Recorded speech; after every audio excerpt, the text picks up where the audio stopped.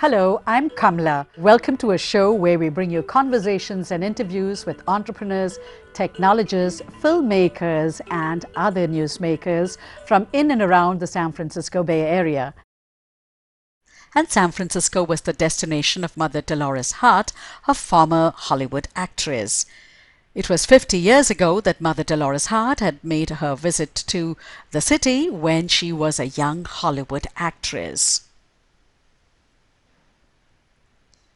She made her debut in the 1950s as a young teenager and went on to act in 10 films, including a couple with Elvis Presley, before she gave it all up at the age of 24 and joined a Benedictine monastery in Connecticut. She was in the city to talk about her new book, The Year of the Heart, an actress's journey from Hollywood to Holy Vows. We sat down with Mother Dolores Hart to talk about her journey from an actress to a nun and also attending the Oscars in 2012. Thank you so much, Mother, for coming to the show. It's my privilege. And you're coming to San Francisco after how many years? To tell the truth, it's got to be at least 50 because I wasn't here. I wasn't here until I was in the film world, but I have not returned since then. And what changes have you seen? Now you're looking at California after 50 years. What changes have you seen? I can't remember the fact that it's the same place. I mean, I know the Golden Gate Bridge was the same. There are certain monuments that are the same, but the structure. I mean, I remember going up the hill with the trolley and seeing what I thought looked like very old apartment buildings. Everything was so new and so bright and freshly painted. I don't know if this is just because I'm looking at it with better eyes. Better eyes? Yes. Okay. So you have written this book, Mother, The Year of the Heart. You acted in 10 films, and before the age of 21, you had become a very successful actress. And then you won a Tony Award nomination for a drama or a play called The Pleasure of Your Company. You had shot that film, Come Fly With Me, and we all remember that iconic Frank Sinatra song. And then the Abbey had The Pleasure of Your Company. You flew away from New York to Connecticut. What prompted you to finally take that decision, because you had been going to the Abbey for a few years? Well, I had, and I think that, when a seed is put in the ground and you see if you're a gardener with any delight in watching things come up and then begin to show the fruit and then begin to get different colors and then begin to smell and have you see the same thing, but it grows and it moves into its flowering. I think that for me, when I first went to Regina Laudis, I had been seeded by a relationship with a great aunt who was a sister of St. Joseph of Carondelet since I was a very little girl. And also, I really loved the Abbey the first time I went. It was not a time for me to quit and stop what I was doing. In fact, I had a brief conversation with Mother Benedict, and I said to her, "Do you think I would ever belong here?" And she looked at me very wisely and said, "No, you go back and do your Hollywood thing. You can come back and have sometimes a retreat, but for now, that's where you belong." And as I recall those words, I perceive even more the great depth of, she was a very wise woman, and she saw that I was a plant that had not yet flowered and needed time to be fully grown before it could be plucked and eaten. And then by the time you were 24, you made the decision, you joined the Abbey, Regina Laudis, which is spread over 400 acres. And the first few years were very tough for you. In your book, you mention how you told a mother off when she was knitting, and you were making you were giving some solution to some challenges that the Abbey was facing, and then how you felt let down because you had to do gardening and you stood in the rain and felt abandoned. What did those difficult years mean for you? Where did you find the inner resolve to remain at the monastery? Well, I think you find the inner resolve in you by doing the thing that you know has to be done, even though it's distasteful, even though you have an emotional reaction to it. That was probably the best gift of being an actress, was I knew what was just emotions and reactions and what was real. And a lot of those tears that came were sentimental cries for something I didn't really want.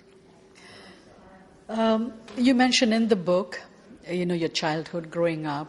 Your parents were teenagers when they had you, and you lost them very young. Both were in their 40s. And you had an unstable childhood by your own admission, and you became a Catholic at the age of 10. Did the church offer you that stability, the rituals, the commitment? Did you find, you clearly found solace in it?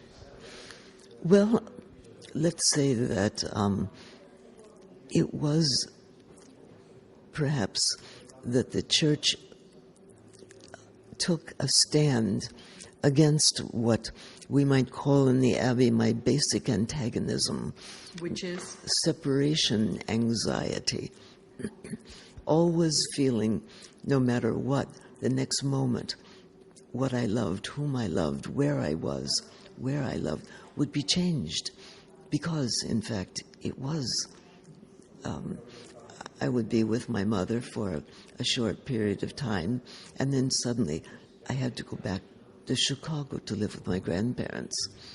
And when I was there, my mother got married, and, oh yes, you should come now and stay with her. And my new Jewish family. So there was always this sense of change and shock that the stability of my life couldn't last. And I think, if anything, being a member of the church helped me understand that true love countered that stability anxiety. That if you really love someone, if you really care, there will be a future in which that person will always be part of you. And you found true love where? I think I found that at the Abbey, because there was always that center of I would say, not easiness. It wasn't, as you said, it was always a problem to face. There was always another thing to deal with. But we were committed together to face them. We had, as a body, as a community, we took on the work of building the Abbey together. Last 2 or 3 years ago, we found out by the fire department that we were totally under code. All the electricity, everything had to be redone, taken out, changed. It was turned out to, at our place, was a $4 million debt.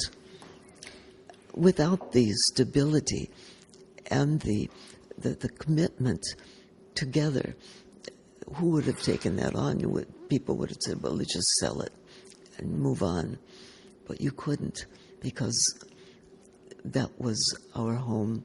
We were committed to be there together. And so we said, whatever the bill, we'll find a way. And now we have just completed the first 1/4 of the problem.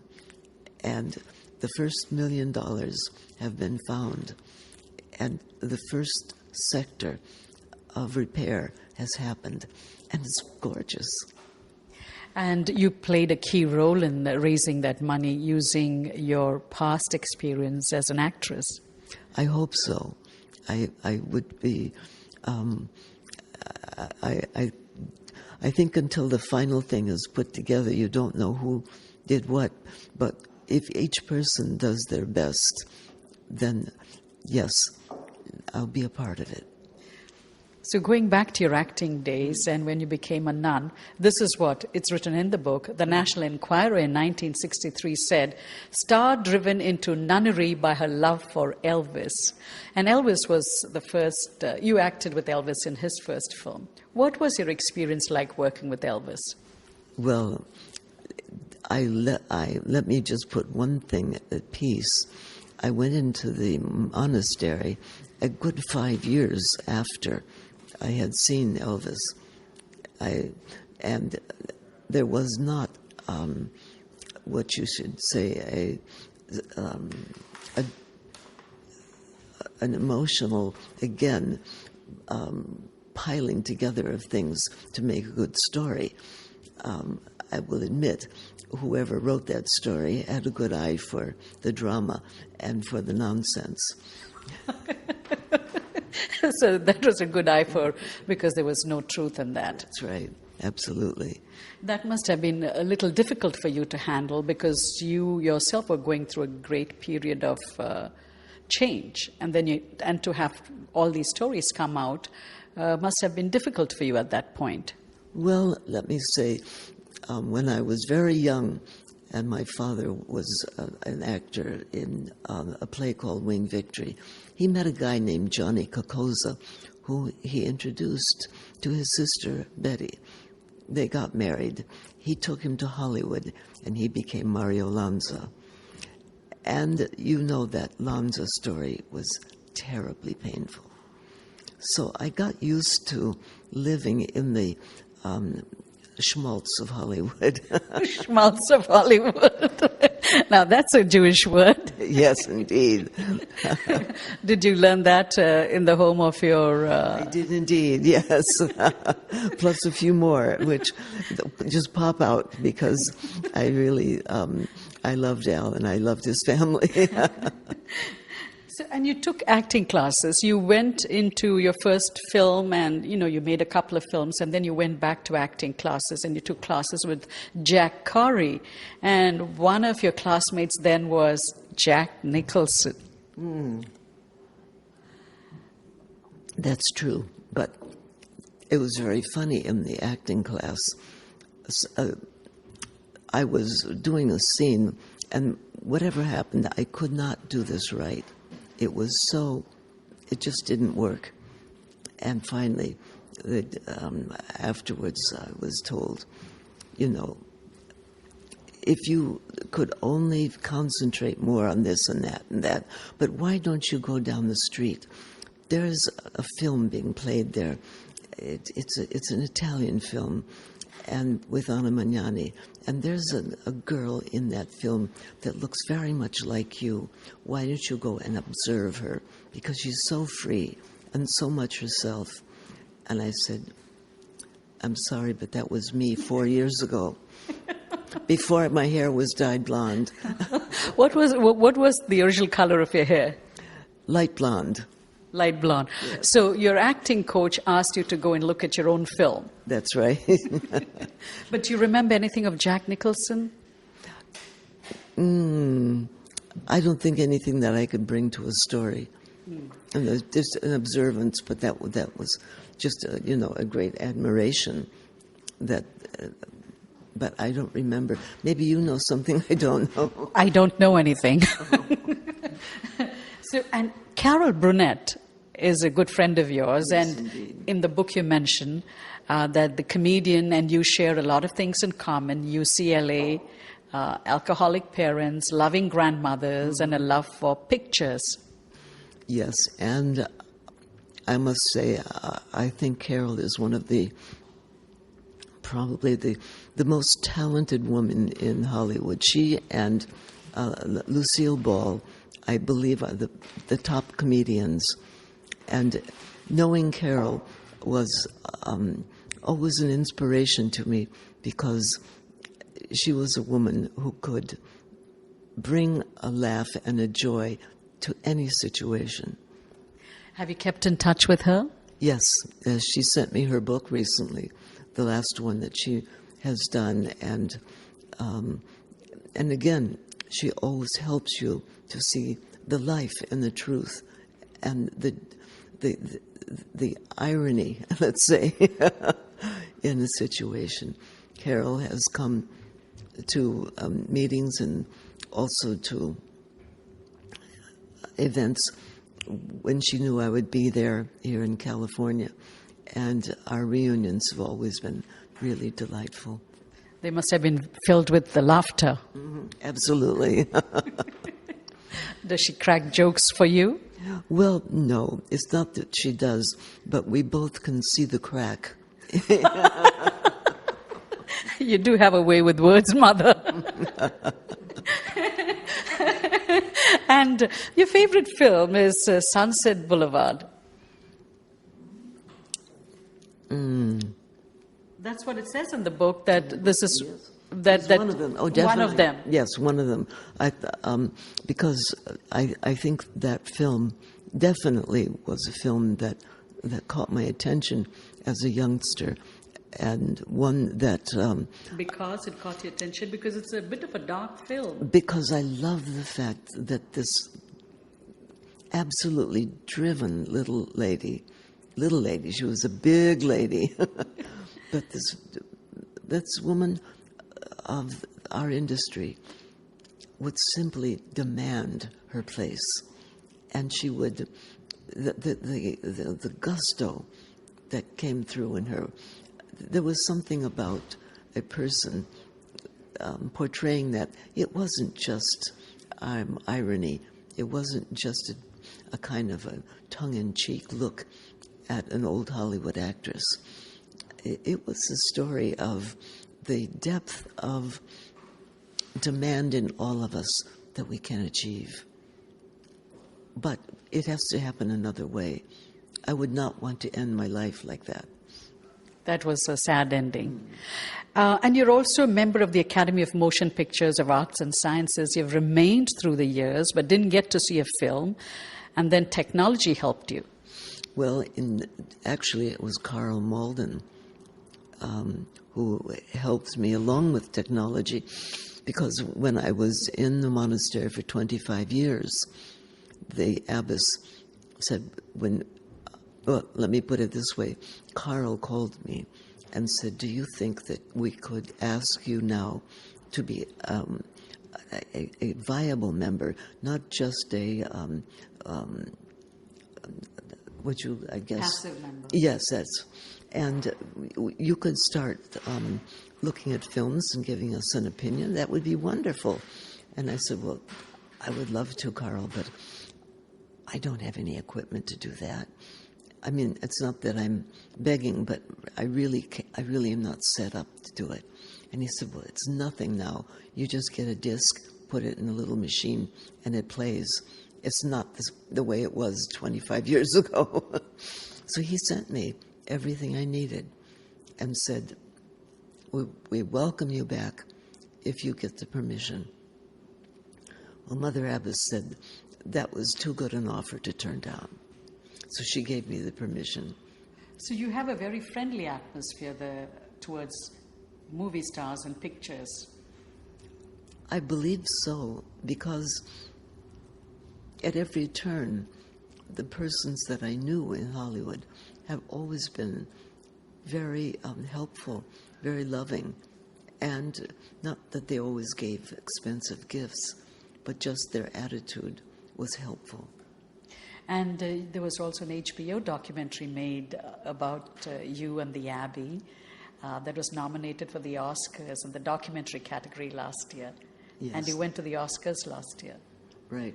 What was it like to walk that red carpet after So many years. It was like the only image I had for it was like what you must have felt walking into the Colosseum of old ancient Rome. It was wild. You opened the door and walked into this open space. On one side, there was just a volley of photographers. On the other side, screaming kids. And this strange little path that you're to follow, which is supposedly the red carpet, was just a dirty old path. And I'm sorry. But I just didn't know what to do when I got out there, and the kids were carrying on so that I needed to find some contact that made sense. And then I remembered when I was first went to New York, my mother was so worried that I would get in trouble. She taught me how to go. Can you do that? Yes. Here? Yeah. Boy, that is some whistle. Put your lips together and just whistle. Huh? And when I did that, all of the kids, they all responded back. And a dialogue happened, which made the whole thing really worthwhile. Because, you see, at that time, I didn't have the old friends in Hollywood. Most of them had died. Because I was a kid when I went there the first time. And when I went there 2 years ago, that would have made them all 90, 100, 102. Mother, do you have your iPhone still with you? Yes. You do? That's your iPhone? Yes. There you go. And the time is 11:11. That's a sign for me to say bye-bye. 11:11. Oh, my gosh. Thank you so much, Mother. It was such a pleasure to talk to you. It was great fun. Thank you so much. And thank you for whistling. Oh, well, you made this interview a joy. Thank you.